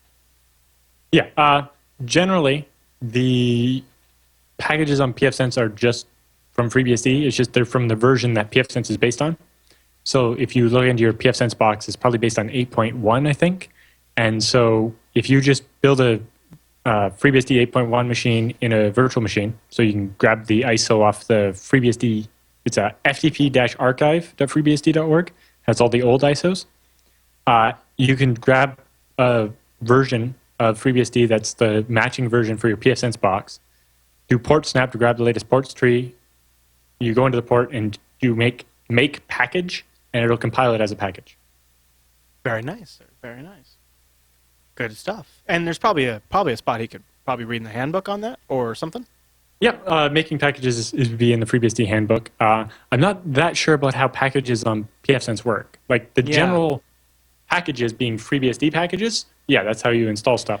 And then you have the pfSense packages. Those I'm not sure exactly how those work, but in general, yes, you should be able to get the Zabbix proxy to work on your pfSense box. And that's the proper way to do it as well. What they're talking about here is, I think, or the Zabbix proxy is so that instead of having to let your monitoring machine through your firewall to get to every machine inside the LAN, your monitoring machine gets to the firewall where the proxy then takes it inside your LAN. So if somebody compromises the monitoring machine, they can't use this route you've cleared through all your firewalls. Oh, very nice. Yeah, right. So it provides it restricts what information can go in and out of the firewall for the monitoring to just the monitoring information rather than like an SSH shell. Okay. Very good. Great answer. Casey writes in, "Hi, Alan and Chris. Love the show, listen every week, and looking forward to the big special. I'm contemplating a summer project to build a NAS for the purpose of using it mainly as a file server for backups, and for backups. Hearing Alan's take on ZFS and FreeBSD, I'm definitely sold on either FreeNAS or NAS for free for this. I know they're very similar, but with some major distinctions, i.e. NAS for free uses the latest FreeBSD. FreeNAS is supposedly more stable, and they are apparently different in the way they use jails and add-ons. Which do you personally recommend for the long-term household use? Also, if you wanted to add certain features on through jails or add-ons, which would be best for doing that? Also, would you recommend using Western Digital Red drives over green for a NAS? Do you think it would be okay to mix them together in a ZFS array? Thank you." Mixing the drives, I would say no. Yeah, okay. Because one's fast and one's slow. Yeah, especially in the and I've switched to red drives. Yeah. I don't know if we talked about this on air, if it was on the just on the live stream, but I switched to red drives, and I think I'm going to stay there. And I'll tell you, I think they do hold up better in higher temperatures. Yep. And most importantly, the warranty is better. With the desktop drives, you technically violate the warranty if you use it for more than 8 hours a day. Oh, really? Yeah. Oh, I never even really realized they're meant for a regular desktop duty cycle. Well, my desktop runs 24/7. So fine, but anyway, basically you won't have a problem unless you're trying to RMA them like constantly, right? If you're a big company. We've noticed you've RMA'd, yeah. So what do you think of NAS for free? Any thoughts on that? I've never used it. I don't know that much about it. The main advantage for a while was that it was based on the newer FreeBSD, but FreeNAS just released release candidate 2 of the latest FreeNAS, which is based on so new of a FreeBSD it's not out yet. Oh. And the dash release might actually be uploading to CDN mirrors right this second. I don't know. So yeah, I Possibly. would Remember, stick with this has FreeNAS. been 2 weeks too. So yeah. Oh, so but no, what I mean, like live right this I minute. know. Like there might be an rsync process running on my server right now. Oh, really? Cool. Yes. Oh, okay. Like literally. Yes. So the other thing to kind of keep in mind too is, Alan, there's the feature flags aspect of ZFS, which now FreeNAS starting like with the 9 release, right, supports. So that way, you're gonna now if I'm understanding this correctly, what that means is as I upgrade FreeNAS down the road, I'm going to be able to sort of turn these features on as they're added, or am I going to have to reformat to get these features? No, the zpool upgrade command will do it. It's the main difference is basically before this, ZFS had version numbers, right? Yeah. We had like version 15 and Right. version 28 and so on. Now, Oracle's continued those since they closed sourced it, right? They're up to like version 34. And the open source, there's a lot of different implementations. There's Illumos, FreeBSD, Linux. There's actually like 4 different Linux ones. There's Fuse, all these different ones, right? And trying to use version numbers with that was just going to get really messy really quick because you'd end up with like 2 different ones with the same version number that actually did different things. So instead, they just set the version number to 5,000 so that it's sufficiently high that Oracle will never get to 5,000. And did feature flags where they'll just say, this pool supports, say, LZ4 compression or one of the other features. I can't remember any others off the top of my head right this second. But that's the big new one, right? Yes. I wrote an article on the FreeBSD Now blog about why LZ4 is awesome. Should I be using that? You can. Well, it's a compression thing, so it's not really going to help your movie files. Because okay. Yeah. Yeah. Although it also includes some smart... basically, it starts compressing it, and after a certain amount of time, if the compression is less than 12.5%, it stops bothering with the compression. Oh, well, so maybe I should use it then. Basically, now the penalty is very low for using it even on uncompressible stuff. And for anything compressible, it does make a big difference. And so what about, like we've talked about before, do you think I would see that sort of, would it maybe even out performance a little bit? A bit. One of the biggest things with LZ4 is it's really, really fast at decompressing. Okay, so reading back. Yeah, so if you have content that's compressible and you write it, when you're reading it back, normally your speed limit would be how fast the disk can read, right? Which might actually come down to being limited by your bus speed, right? If you're using a lot of disk, like the guy before that had the 3 gigabit channel to the 5 hard drives, those drives could go faster, but they're limited by the 3 gigabits per second that his eSATA connected to, right? That's what I have. Crap. Yeah. Well, you have 6 G per second though, right? No. Oh, okay. Yeah. Anyway, well, so it's limited there, but you could take that 3 gigabits per second of compressed data and then decompress it to get a actual read speed in the gigabytes per second. Yeah, that's what I was thinking. Right? So, yeah, basically one CPU core on a reasonable i5 can compress 500 megabytes per second and decompress that at 1.5 gigabytes per second. Wow. Jeez. Okay. So in addition to saving space, you can also make it faster. So no real reason then to go with NAS for free anymore, I suppose. I don't know all the other differences. I know one of the differences is NAS for free, the whole web end is written in PHP, whereas in FreeNAS it's written in Python. Stability, I don't really know either. I've only used FreeNAS. Yeah. I know that FreeNAS is distributed by a great content distribution network, though. All right. Well, will be for the next version. Well, okay. We're still setting up the CDN. Hey, I'm recording this for the future, Alan. I'm recording this for the future. It will be, by the time the show comes out, that will be happening, yes. Christian writes in, he says, hi, Chris and Alan. Congratulations on your new arrival, Chris. I've been using GNU/Linux/StarBSD as my main OS for about 15 years, and I recently decided to upgrade my home wireless router access point. I suddenly realized that I'm not up to speed on what like-minded geeks are using these days. Obviously, this hardware and the OS on top of it is usually only part of the home network and directly faces the net. So both is key risk and low-hanging fruit when looking at network security.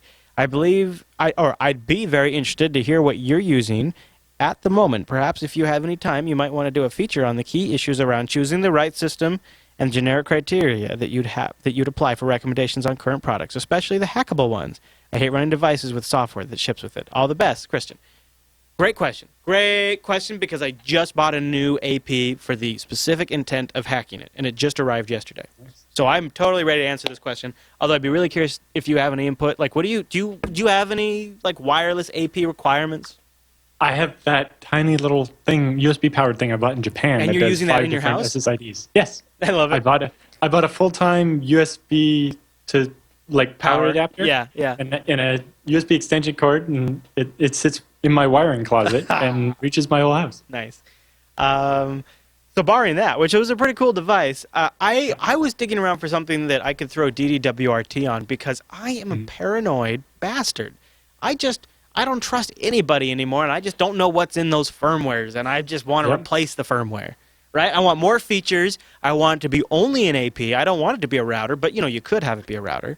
And right, because that's what I like. Before that, I had a little Netgear that I bought for like $25 at a big box store. Yeah.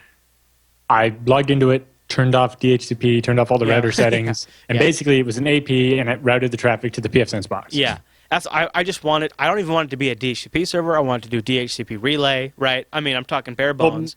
But like mine doesn't do DHCP at all, and then the packets just go all the way through the network into the pFSense box. And I want to be able to just turn that on in DDWRT and call it good. So I did some research on something that had really good signal, really good performance, maybe a few gigabit ports, and took DDWRT. What I landed on was the TP-Link TLWR 1043ND. I'll try to remember to link this in the show notes. It does wireless N. It does QoS if you want to turn that on. It's got detachable antennas, so you could do external antennas, which I'm actually maybe considering doing. And the default firmware actually seems to be pretty cool. Like, one of the things that I like about it is it, out of the box, sets up its own AP with DNS, and so you just go to like a URL to configure it and then set up all the stuff. And if you plug it into a network that has an existing DHCP server, it apparently detects that automatically and then configures itself to just sort of operate as an AP. But without really any kind of settings that you'd want to leave as the default. So what I'm planning to do is take this guy and put DDWRT on it, and then I'll probably cover it in a future segment on the Linux Action Show.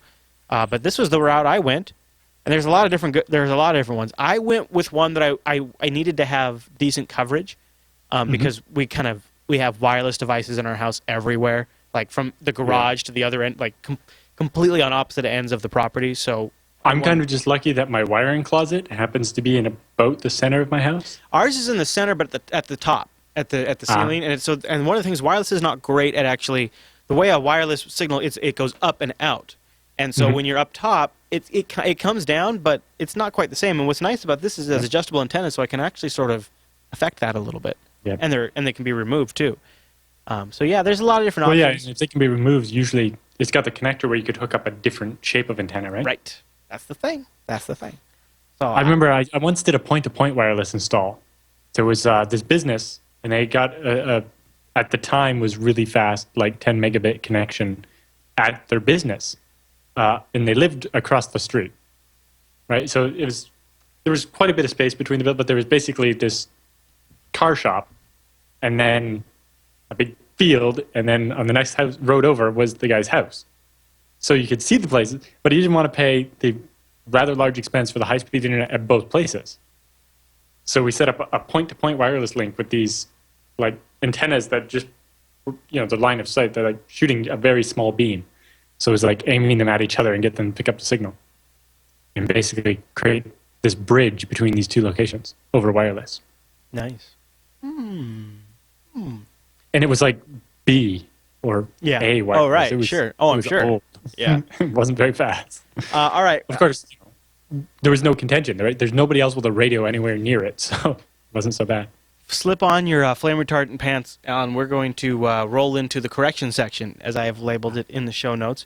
First email is huge. I'm gonna paraphrase. It comes from Sue Crew. He says, "Great work, last TechSNAP and Coda Radio. Helped me stay sane during my commutes."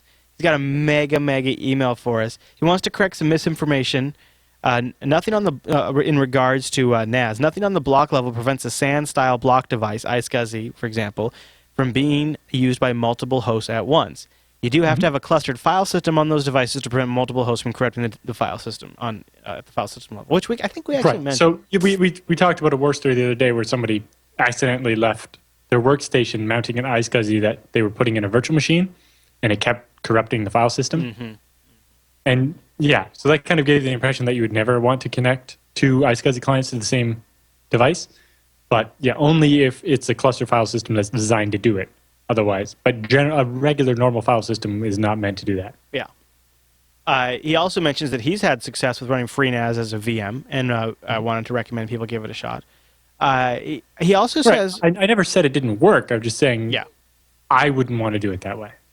Right. Now, here's the point I thought was interesting, because we haven't really talked about this very much, because this really hasn't come up. But he says... he was wondering if you had any comments on the changing MySQL landscape. I have used Percona for years for MySQL, but now with MariaDB changing version numbers, I'm thinking they're no longer committed to binary compatibility with Oracle's MySQL for the future. I feel a sea of change might be coming with the various MySQLs, Oracle, Percona, Maria... Why am I saying that wrong?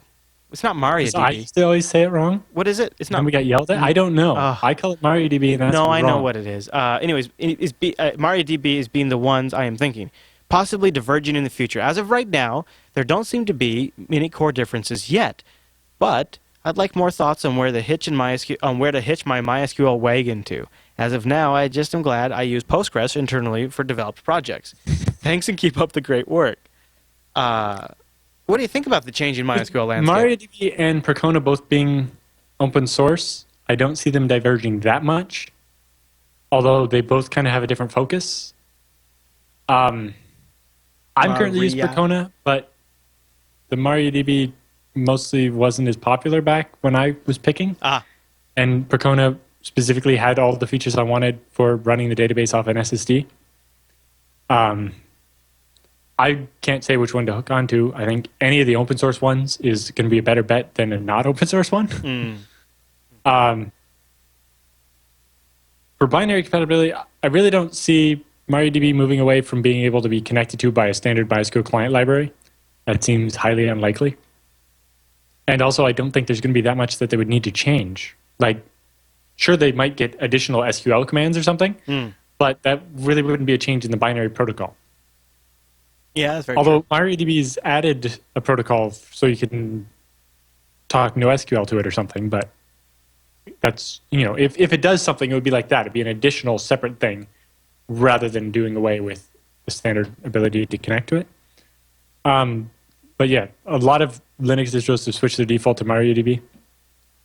If you want to take that as a sign of something, I don't know. Yeah, that's true. That is true. All right. Speaking of Linux distributions, in defense of one, greetings. In last week's episode, Alan made comments about CentOS and Red Hat Enterprise Linux.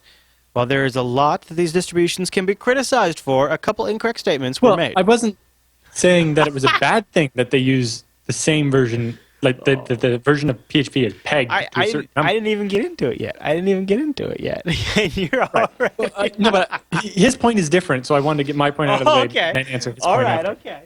So I wasn't saying it was necessarily a bad thing that they pegged to one version of PHP, because one of my main problems with other Linux distros, the reason why I use CentOS over something else, is that they will decide randomly that they're going to switch from version 5.3 to 5.4 of PHP, and all of a sudden my script doesn't work anymore.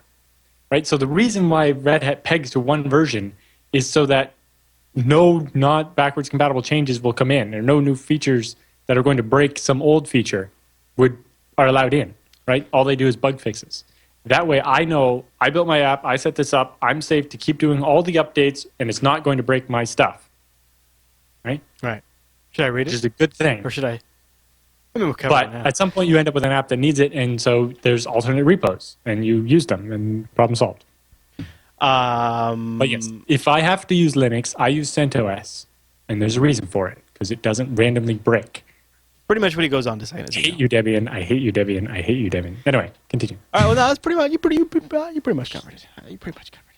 All right, so there you go, John. Here's your answer. Next email comes from Anonymous. What? The Anonymous? Wait, Patrick writes in with a correction about pluggable congestion control on Linux. I think this is what we got the most response to last week, was congestion control. Right. We were talking about that new machine learning-based one from MIT, and I commented that in FreeBSD, there's a pluggable system where you can change the congestion control algorithm and I wasn't sure. I specifically said I wasn't sure if Linux had that, and turns out they do. And he was when he corrected me on IRC, I'm like, well, if you send in a list of all the different algorithms, I will feature that on the next episode. And you have. So here you go. It arrived in the Fine Linux kernel, version 3.8, which was released on February. A smaller subset of those were available slightly earlier. I don't know exactly when. All right. Well, version 3.8 of the Linux kernel came out in February. And it has HTCP, which is the one I like. But HTCP is the one, huh? Yeah, that's the one I've had the best luck with for sending traffic transatlantically. Like to get close to using a whole gigabit sending files from like Toronto to Amsterdam, which normally you have bandwidth delay product problems kind of then, right? Mm-hmm. So it was definitely a big improvement for that. But depending what you're doing, some of these other ones have advantages and disadvantages. And you might want to consider there's two different categories. There's delay-based, which is looking at how long it takes to go back and forth and tuning based on that. And then there's loss-based, ones that know, all right, I'm going to keep going until there's packet loss, then I'm going to back off. Well, with me knowing how my transatlantic links are, packet loss, I retransmit, doesn't mean that the line's too congested. It just means that a packet got lost. Right. All right. Also, I don't care if the line's congested. Send my packets anyway. Screw everybody else. Uh-oh, Alan. I got bad news. But we've got a special warning for everybody. We are entering the Hall of Shame. Now, this is a dangerous territory we're in, where companies don't respect your privacy. They disregard your security. I need to warn you, the companies we mention in this zone are dangerous and should be avoided at all costs. The disclaimer's been made. All right, so here it is. I wanted to touch on a couple of things that came in through the subreddit, and so the way this works, if a company violates security in a really egregious way, does something really boneheaded that the world needs to know, they have made this mistake and they should avoid this company, we can have you submit them, just tag them with Hall of Shame to links.techsnap.tv, and if they get above 7 votes, and the reason for that is it's a good mix of down votes and up votes, if they get above 7, then become considered by Alan and I for a Hall of Shame entry. And we got 2 this week that both got really, really high votes. However, they can't. They've been disqualified due to technicality. But I still wanted to cover them because of the amount of votes they got. Alan, here we go. Hall of Shame submission: Microsoft for not allowing passwords longer than 16 characters. And I like this one because they included a screenshot. Now we've talked about this before, so this is why it's disqualified. Okay. Yeah. And and Microsoft's also number 2 in the Hall of Shame already. Yeah. We could just fill the Hall of Shame with Microsoft, but that would kind of defeat the point. Yeah. An interesting thing with this one was, I sometimes wonder if it's just that, as part of the design or whatever, they just put input restrictions. You say 16, they just decided on that 16 character limit for no technical reason at all. And maybe that's based on their agreement with the NSA. Possible. And a lot of times I mention when there's certain restrictions on your password, like you can't use certain characters, like a space or a slash, or there's a limit on the length, it often can mean that they're not hashing your passwords. Because if you hash it, then it doesn't matter what the input is, the output's going to be a safe string, right? It's like $, encrypt, algorithm number, $, salt, $, hash. So yeah, often it's an indicator that they're not hashing your password properly. We don't know that for sure with Microsoft, but it kind of reminds me of the fact that under the LM hash system for Windows 95, your password could only be 14 characters. Although you could type a password longer, it would just only check the first 14 characters. Yeah. Yeah, and then there was a long time where Microsoft stored passwords in encryption, but in 8-character chunks. So it would take 8 characters, those would be That's what it was. It was 2 7-character chunks. That's how you got to 14. Yeah, okay. And so you could brute force the 2 halves of your password at the same time. Yep. Or especially if your password was, say, 10 characters, it would be split 7 and 3. Right, it was so brute bad. Forcing is really easy to go through every possible combination up to 3 letters. Yep. So you would immediately know the last 3 letters of the person's password, which might be enough for you to just guess the first half. Yep. Oh, yeah, it was, yeah. All right, and then we have one more. This one is a Hall of Shame entry for the Commonwealth Bank Now, here's the reason why this one got disqualified, but still worth shaming them. Another password limitation, and this one you always love, where they check all your previous 5 passwords. So, like, how are they checking those? Are they checking is it plain text? Is it a hash? So this was submitted as a Hall of Shame and received 19 upvotes. However, Al and I have made the decision, because these moronic password mismanagement circumstances are so common, we're no longer going to accept these as Hall of Shame There's contributors. just too many of them. We would just have to add everybody to the Hall of Shame. Still worth publicly shaming them a little bit, but not worth the permanent spot. We need like some sort of customer leak. You need something that's really egregious. But at least at this point, you've been warned. About their question, you can do password history even with hashes, because all you have to do is take the attempted password and try it with the salt of each one to compare. Although oftentimes banks are using encryption rather than hashing on your password. And so that means eventually someone at the bank could see the plain text of your password. And now you've been warned. Whoa! Whoa!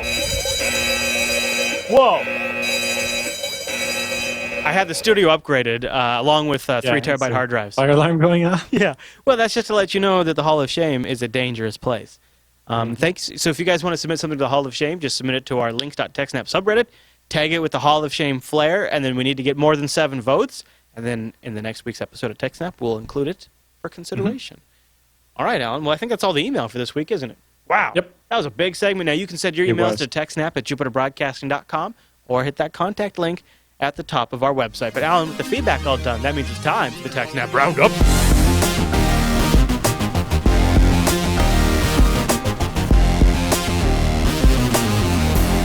Welcome to the TechSNAP Roundup. Yeah, that's what that crazy music means. Now, the Roundup are stories that didn't quite fit at the top of the show, but we still want to talk about them, give you some links to follow up on your own after the show. And a lot of these links came from our subreddit over at links.techsnap.tv. Alan, the first story in the Roundup this week comes from you, and it's over on the Register. What? No, it doesn't. Oh, it comes from me. That's right. Well, Yes. okay, this is actually... Oh, yeah, the Black Hat stuff. So this is one of the Black Hat stories. Security researchers say they have developed a trick to take over Gmail and Outlook.com, and they use a man-in-the-middle attack. The classic man-in-the-middle attack could be used to compromise electronic ballot boxes and even rig elections, the hackers say. Mm-hmm.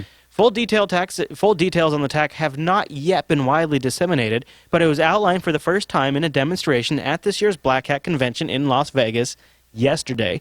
In short, we're told that it uses a TLS truncation attack to block victims' account logout requests so that they unknowingly remain logged in at their PC, i.e. you think you've logged out of your Gmail account, and you even see the logout page, but your browser session is actually still logged in. How about that? So you actually even get the successfully logged out page. The tricky way to do it is you're just interfering with certain select packets so that you don't log out properly. Yeah. People, they hit the log out and they think they're done, right? Right. That is... Not even the logout is safe anymore. All right. So right, but... it's a lot less complicated than trying to intercept your whole connection or something. Yeah. It is just make it so you don't log out. Yeah. I wonder if by the time we're back recording, I wonder if we'll have more details on this. Might make it promoted to a full story. All right. Now, the next one is yours. Judge ruled in favor of Volkswagen on silencing the scientists. So some researchers into computer security found a way to hack the Volkswagen immobilization system. And apparently it could be used to freeze a car or steal a car. Yeah. So basically either to immobilize a car of some legitimate person or to break the immobilizer so you can steal a car without it being immobilized. And Volkswagen basically sued to have the research quashed. Right, because it's one of those, their security, there isn't any actual security, right? They don't have a way to update the cars. Yeah. Oh, yeah, right. So, of course. This would mean all the cars were vulnerable until people replace their car. Wow. Okay. Well. So it kind of seems like Volkswagen should be on the hook to fix the problem somehow. But jeez, all right. Well, mostly it's a dangerous precedent that companies can basically have security research quashed. Yeah, that is. You're right. Yeah, that is not good. Hopefully it. Well, I mean, I don't want it to get out either at the same time, right? Like, because if I'm driving one of these cars, I don't necessarily want that getting out on the internet. I mean, now we're getting really serious kind of hacking where you can, you could make somebody accelerate into a tree and blow up or something. had some people they hired to figure this out before they put the system in cars. But anyway. Yeah. I mean, this is... So, like, my SUV that my wife drives, it's not really an SUV, it's more like a big car, has a computer update that it gets when we go in for maintenance. So if other manufacturers did that, maybe they could solve it that way. But you really, this is a problem where people could take advantage of this to silence journalists. They could take advantage of this to knock people off. I mean, there's all kinds of things that could happen. All right, another black hat story. Researchers reveal how to hack an iPhone in 60 seconds. The 3 Georgia Tech hackers have revealed how to hack the iPhone and iPad with malware that imitates ordinary apps in under 60 seconds using a malicious charger. This was shown today at Black Hat 2013, and they hooked up the charger to do this. How cool is that? That's really awesome. It seems like the kind of thing where, if you went to a random coffee shop and offered this spot where people could plug in their phone to charge it. Yeah. The researchers said that all the user needs to do to start the attack is to enter their passcode. They point out this is a pattern of ordinary use, just to check your messages as the iPhone is charging. Once the app is launched, the malware was launched and the phone was compromised and could do things like take screenshots when other passwords were entered, send spoof screens, and more. Yep. It seems like the perfect attack with this would just be set up a charging station at an airport or a coffee shop or somewhere. And, just offer the end of the cable, people plug it in, they don't realize that on top of power, they're also getting malware. The latest beta version of iOS 7 appears to be patched, but previous versions of iOS, like those that have actually been released to the public, have not been patched. All right, next story comes from you and The Guardian. Yeah, it's from The Guardian, and it's mostly about how, it's Edward Snowden that's kind of dominating the headlines. The real story behind it all is actually the death of the internet.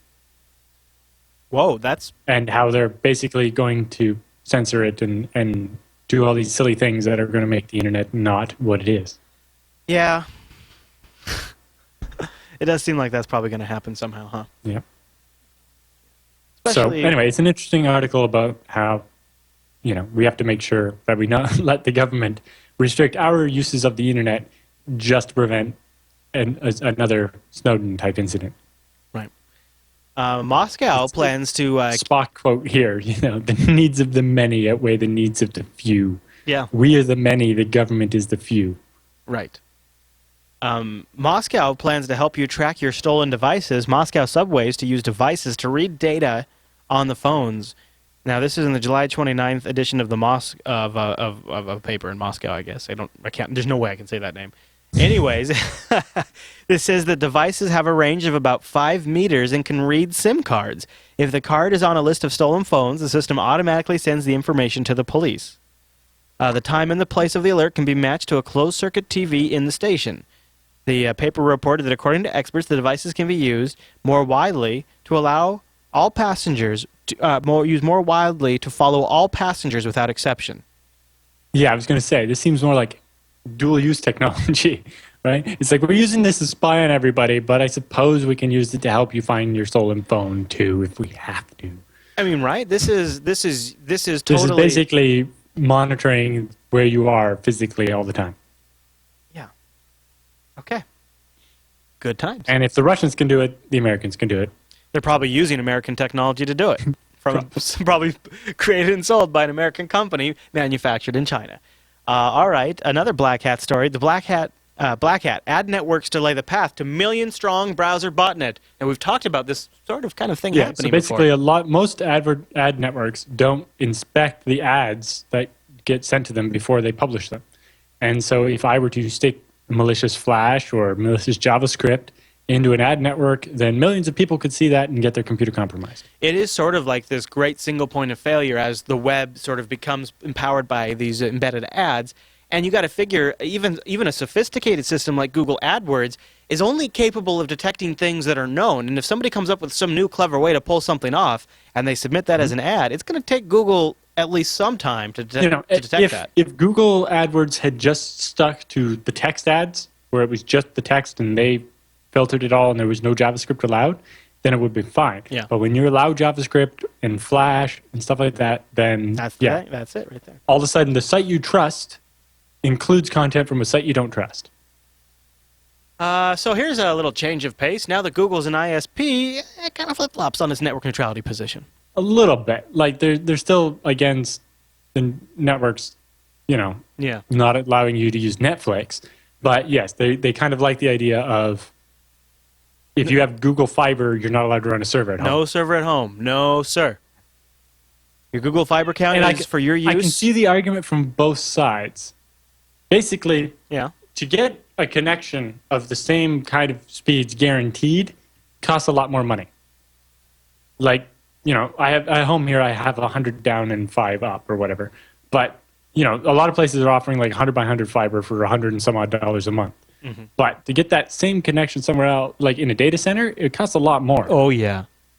Oh, yeah. Like a gigabit connection at the data center we're at is $8,000 a month. Right.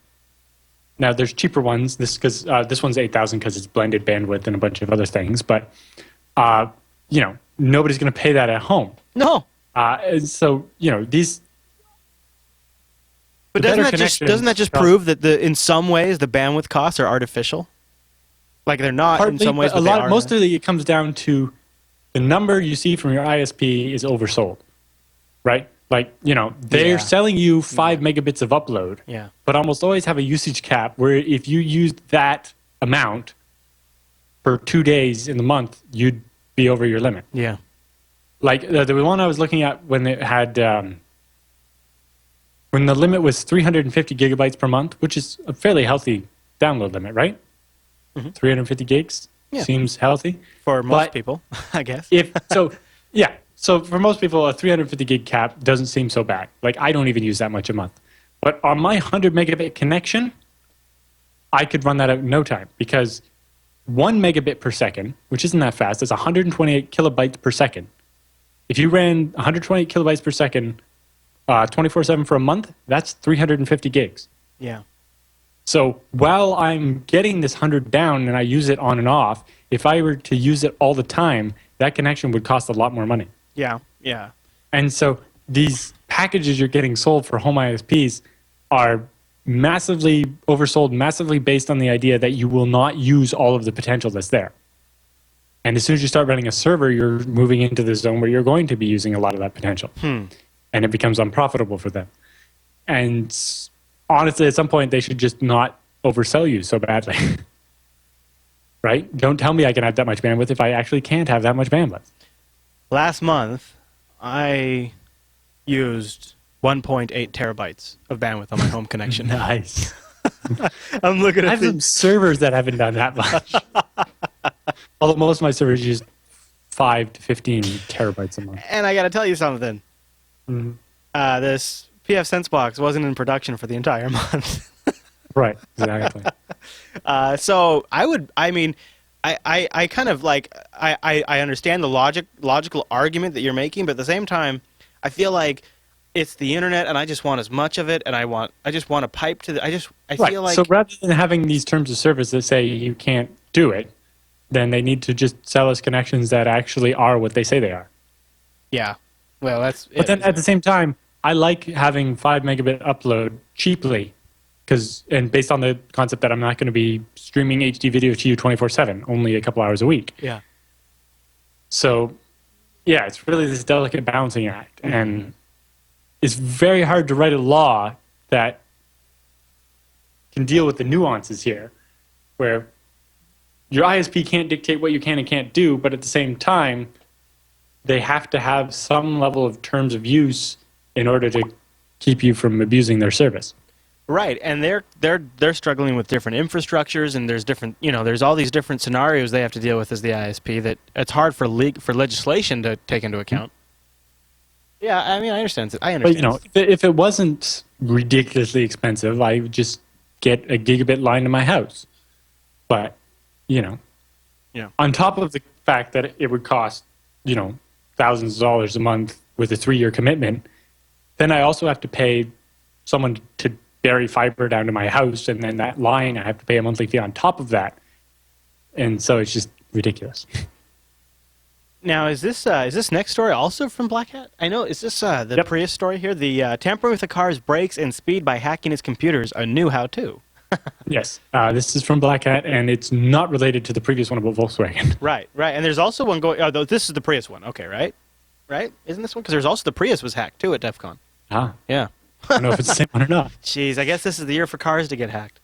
Yep. Well, it's people keep putting more computers in cars, and the car manufacturers apparently have never understood that computers that are on networks can do stuff. I had always been told that they would put a firewall between the electronics and the actual mechanics, but here they're talking about actually being able to jerk the steering wheel, jerk the seatbelt, apply the brakes.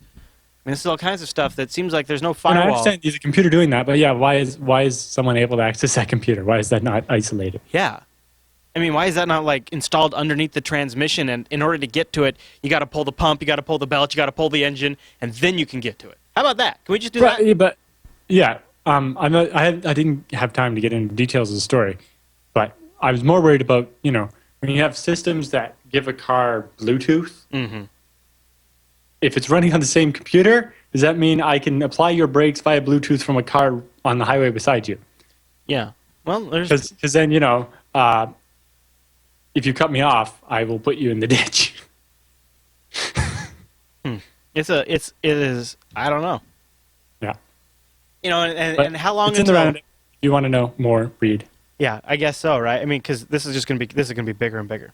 All right, this next story it just blew me away. Google copyright infringement reports have quadrupled this year. Quadrupled in the first 7 months of 2013. Publishers have submitted 110 million requests to remove copyright infringement content, compared with just 55 million requests in all of 2012.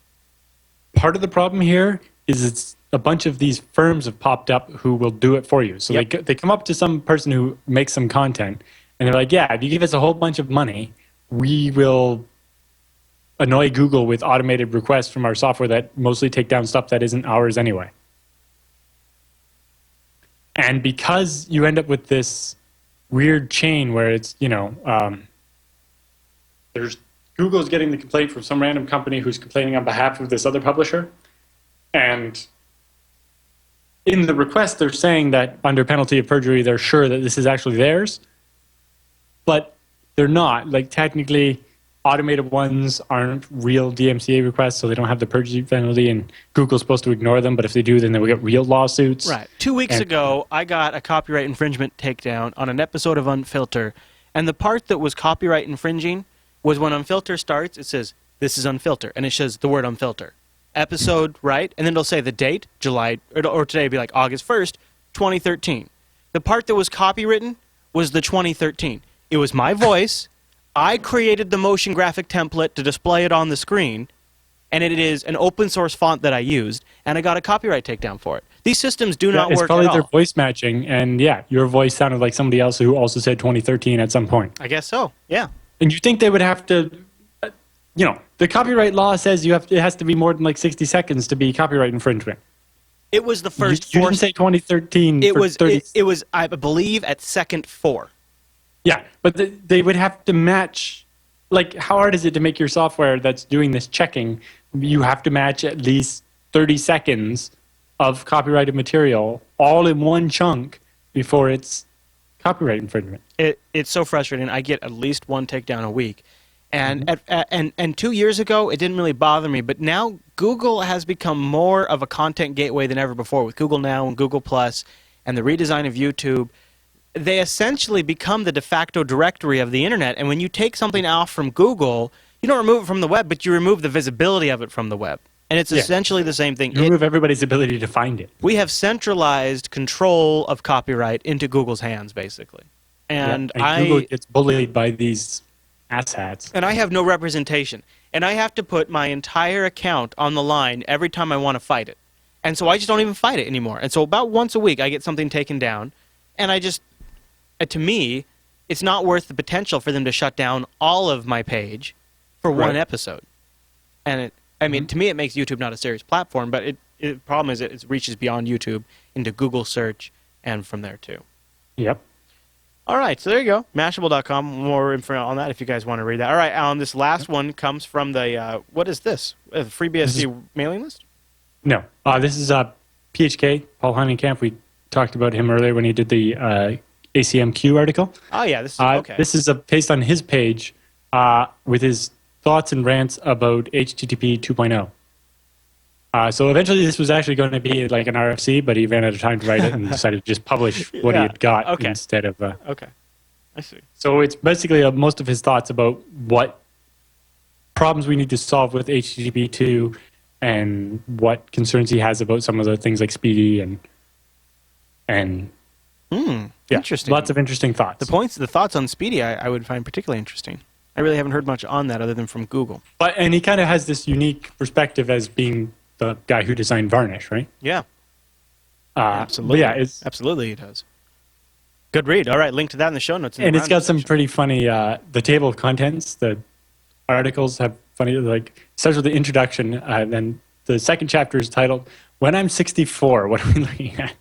He's thinking, this product, like HTTP 1.0 has been used for more than 15 years now. Yeah. Right? So, or 1.1. Right. HTTP 2 is probably going to last about the same amount of time. So we need to design this protocol so it's going to work properly 10 years from now, not now. Wow. Right? When a new kid on the block, HTTP routers. It's like, if we're going to design it, why don't we design it with things like Varnish in mind? Right? So he comes with this concept of push, where right now the way it works is you go to a web page, you get the source, and then you ask for the pictures individually. Yeah. But if the router, like Varnish, knows what pictures are going to be on the page, it could start sending them to you while you're still processing the HTML. I like that. Right? And like even just simple things like the favicon for the website. Right. Just reducing that would take a whole round trip time off the connection. One less thing. And then, taking care of business, what HTTP routers do.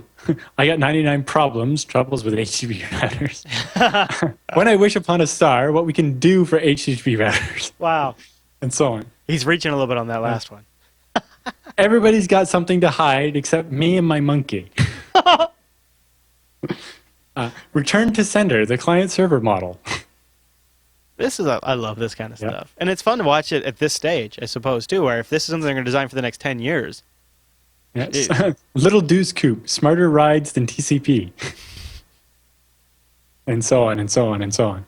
But he has quite a few additional thoughts. And, very good. He thought this stuff out quite well. Yeah. As he's known to do.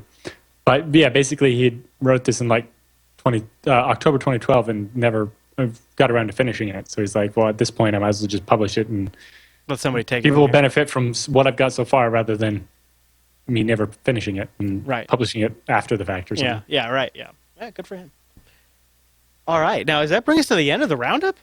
We are finally done. Wow. After recording for 5 hours and 15 minutes, we've reached the end. Wow, that is awesome. Well, I'm not done yet, but you are pretty much done. So there you go. All right, Alan. Well, hopefully you're having a great trip right now, and maybe we've tweeted you giving William Shatner a big bear hug. You guys are both Canadians. So you guys can man up on that and be like, hey, you guys, I'm sure you have like a Canadian handshake, right? You guys got it? No? Okay. I wouldn't know anything about a handshake. Well, okay. All right, Alan. Plausibility. What? Now, we should let folks know that normally we're live on Thursdays at 1 p.m. Pacific, which is 4 p.m. Eastern, 2000 UTC. Pow! Over at jblive.tv for the video and jblive.info for the audio edition. You can also subscribe to TechSNAP. Just go over to the show notes, find any episode, and right underneath the download links, we have RSS subscriptions, so you can get this show weekly. And if you're an iTunes user, we always appreciate a review because we don't have a lot of you out there for the TechSNAP program. So those of you who do use iTunes, we would really appreciate a rating and a review because it helps other people find our show. All right, Alan, we'll have a safe... Dan. Oh, called you out, Dan. All right, Alan, we'll have a safe trip and have a really good time. I guess we'll see you... Now, for the folks watching on the download, they're just going to see us next week, like no big diff, right? Well, no. This episode will be the week while I'm gone. I know, but for them... It'll be next... Yeah, next week we'll be back to normal. Right. But this is actually the time travel episode. Right. It's awesome. I love the internet and time travel. All right, everyone. Well, thanks so much for tuning in this week's episode of TechSNAP. We'll see you right back here next week.